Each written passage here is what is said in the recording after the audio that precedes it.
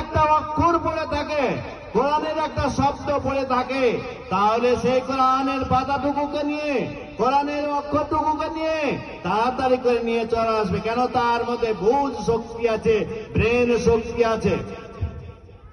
আবার একটা পশুর সামনে, একটা কুকুরের সামনে, একটা ভেড়া বকরির সামনে যদি পুরা কোরআনটাকে রেখে দেন, তাহলে পুরা কোরআনটার উপর দিয়ে হেঁটে চলে যাবে, বলবে না যেটা কোরআন, না এটা কোরআনের আল্লাহর বিধান, না এটা আল্লাহ আমাদেরকে নিয়ামত সম্পন্ন দিয়েছে, এই কথা বলবে না। কেন?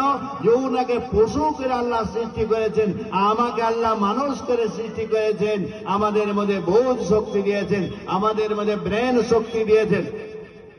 তাহলে আমি আলোচনাটা এক সামান্য মোটামুটি 15 থেকে 20 মিনিট আমি আলোচনা আপনাদের সামনে রাখবো। সেই আলোচনাটা আমাদের হবে কি, আমি যদি এখন আপনাদেরকে প্রশ্ন করি যে আল্লাহ পাক